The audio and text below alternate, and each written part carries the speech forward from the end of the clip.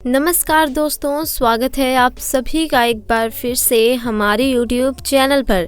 दोस्तों, महाभारत के युद्ध में कौरव अधर्म और पांडव धर्म के साथ कुरुक्षेत्र के मैदान में लड़े। महाभारत युद्ध के दौरान ऐसी कई विशेष घटनाएं घटित हुई जो आज भी लोगों के लिए शिक्षा देने का काम करती हैं। महाभारत युद्ध के दौरान कुरुक्षेत्र से ही गीता उपदेश की उत्पत्ति भी मानी जाती है, जो कि श्री कृष्ण द्वारा अर्जुन को प्राप्त हुआ था। दोस्तों, बचपन में कुंती ने एक बार दुर्वासा ऋषि का बहुत अच्छे तरीके से अतिथि सत्कार किया था। इससे प्रसन्न होकर दुर्वासा ने कुंती को एक मंत्र दिया जिसके द्वारा वो किसी भी देवता को बुला सकती थी। एक दिन कुंती के मन में उस मंत्र को आजमाने का ख्याल आया। वो बाहर निकली तो देखा कि सूर्य अपनी पूरी भव्यता में चमक रहे थे। उसकी भव्यता देखकर वो बोल पड़ी, मैं चाहती हूँ कि सूर्य देव आ जाएं। सूर्य देव आए और कुंती गर्भवती हो गई और एक बालक का जन्म हुआ। वो सिर्फ 14 साल की अविवाहित स्त्री थी। उसे समझ नहीं आया कि ऐसे में सामाजिक स्थितियों से कैसे निपटा जाएगा। उसने बच्चे को एक लकड़ी के डिब्बे में रख दिया और बिना उस बच्चे के भविष्य के बारे में सोचे उसे नदी में बहा दिया। उसे ऐसा करने में थोड़ी हिचकिचाहट हुई, पर वो कोई भी कार्य पक्के उद्देश्य से करती थी। एक बार वो अगर मन में ठान लेती तो वो कुछ भी कर सकती थी। उसका हृदय करुणा शून्य था। तो चलिए दोस्तों, आज की वीडियो शुरू करते हैं। आखिर मरते हुए कर्ण को देखकर उसकी पत्नी ने क्या किया? आखिर कर्ण की मृत्यु के बाद उसके परिवार, उसकी पत्नी का क्या हुआ? तो चलिए अब बात करते हैं ज्ञान की। दोस्तों, वीडियो में आगे बढ़ने से पहले कमेंट सेक्शन में जय श्री कृष्ण जरूर लिखिएगा। दोस्तों, कर्ण एक ऐसा पात्र है महाभारत में जो देव पुत्र होने के बावजूद भी सामाजिक प्रताड़ना का सामना करता था और उसको समाज में अस्वीकार किया गया। महाभारत की कहानी रोचक और दिल दहला देने वाली कहानियों से भरी है। अंगराज कर्ण यानी सूर्यपुत्र कर्ण की मृत्यु महाभारत की कुछ इन्हीं घटनाओं में से एक है।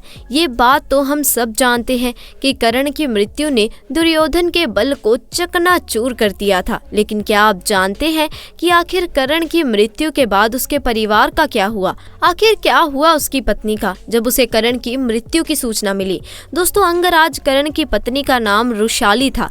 महाभारत में कर्ण की पत्नी रुशाली का वर्णन एक बुद्धिमान, चरित्रवान और पतिव्रता पत्नी के रूप में किया गया है। अंगराज कर्ण की तरह ही उनकी पत्नी रुशाली भी एक सूत पुत्री थी। एक सूत पुत्री होने के कारण अपने पिता आधिरथ के कहने पर कर्ण ने रुशाली से विवाह किया था। रुशाली दुर्योधन की विश्वास पात्र सारथी सत्यसेन की बहन थी और एक बुद्धिमान स्त्री भी थी।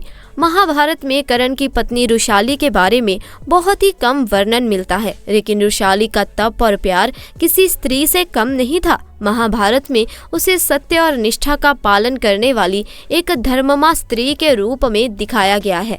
ऐसा कहा जाता है कि रुशाली को द्रौपदी के चीरहरण की खबर पहले ही लग गई थी। रुशाली ने दुर्योधन और शकुनी के इरादे को पहले ही भांप लिया था। रुशाली ने द्रौपदी के चीरहरण को पहले से ही रोकने का पूरा प्रयास भी किया था, लेकिन होनी को कौन टाल सकता था? कहते हैं कि कर्ण की मृत्यु के बाद रुशाली की जीने की इच्छा लगभग खत्म हो ही गई थी, लेकिन उसके बाद वो कर्ण की चिता पर ही उसके साथ सती हो गई। महाभारत के युद्ध में कर्ण के सारे पुत्र मारे जा चुके थे, लेकिन उसका और रुशाली का एक पुत्र अंत तक जीवित बचा हुआ था। जब रुशाली को कर्ण की मृत्यु की सूचना मिली, तब उसे पता चला कि उसका दाह संस्कार किया जा रहा है, तो वो भी युद्ध भूमि में पहुंची। और उसके बाद जब कर्ण की चिता पर आग लगाई गई, तब उस समय रुशाली भी उसके साथ सती हो गई। कहते हैं रुशाली और कर्ण का एक पुत्र जीवित बचा हुआ है। जी हाँ, ऐसे तो कर्ण के 9 पुत्र थे। कहते हैं रुशाली तो कर्ण के साथ सती हो गई, लेकिन सुप्रिया, माता कुंती, गांधारी और धृतराष्ट्र के साथ वन में तप के लिए चली गई थी। कहते हैं कर्ण के ये 9 के 9 पुत्र बड़े ही तेजस्वी और पराक्रमी योद्धा थे और ये सब अपने पिता के समान ही हर युद्ध कौशल में माहिर थे।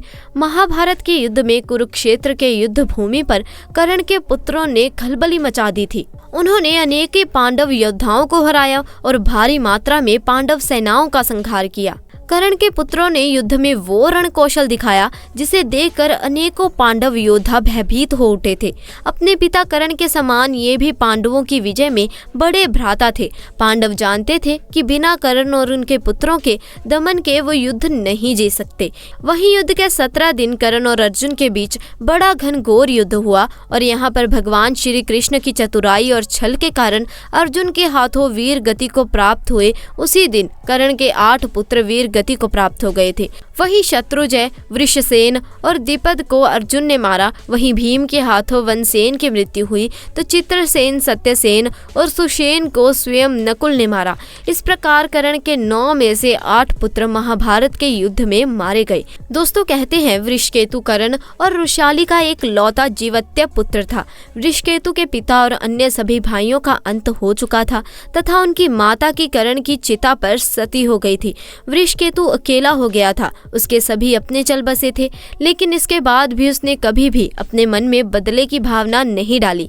वृषकेतु का बचपन दरअसल अपनी माता यानी रुशाली के साथ ही बीता था, इसीलिए उसके चरित्र पर उसकी माता का प्रभाव पड़ा। उसने कभी भी पांडवों के विषय में कुछ गलत नहीं सोचा तथा उनसे कभी भी अर्जुन को गलत नहीं माना। वृषकेतु धर्म और धर्म का ज्ञान रखता था और साथ ही उसे इस बात का भी ज्ञान था कि आखिर किन परिस्थितियों में कर्ण ने कौरवों का साथ दिया था।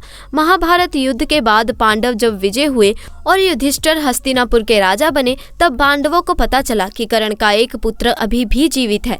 इसीलिए उन्होंने वृषकेतु को अपने पास बुलाया। वृषकेतु को पांडवों ने बड़ा स्नेह दिया।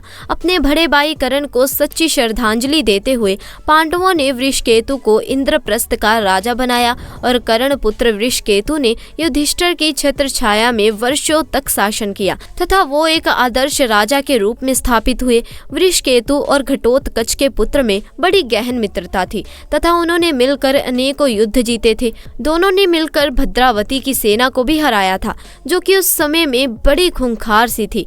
वृषकेतु ने कहते हैं कि अर्जुन के संरक्षण में कई सारे युद्ध जीते और अनेकों युद्ध में अर्जुन के साथ रहते हैं।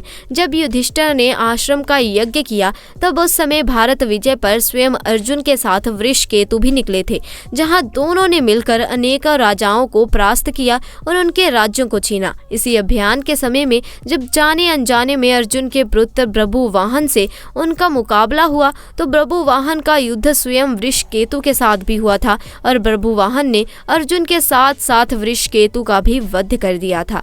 माना जाता है कि अर्जुन की अन्य पत्नी उलोपी ने अर्जुन के साथ साथ वृषकेतु को भी पुनः जीवित किया था। कहते हैं वृषकेतु अपने पिता कर्ण की तरह ही एक बहुत ही तेजस्वी और पराक्रमी योद्धा थे और उनके शिक्षक कोई और नहीं बल्कि स्वयं अर्जुन थे, जिन्होंने पथ पथ पर हमेशा उनका साथ दिया, क्योंकि अर्जुन भी शायद कहीं ना कहीं वृषकेतु में कर्ण की उस छवि को हमेशा देखते थे। सिर्फ यही नहीं कहा जाता कि वृषकेतु ही इकलौते ऐसे योद्धा बचे हुए थे जिन्हें ब्रह्मास्त्र, वरुणास्त्र, अग्नि अस्त्र, भाव अस्त्र और अनेकों कायिक दिव्य अस्त्रों का ज्ञान था। सिर्फ वही एक आखिरी योद्धा थे जो पृथ्वी पर मौजूद थे जिन्हें इन सभी दिव्य अस्त्रों का ज्ञान था।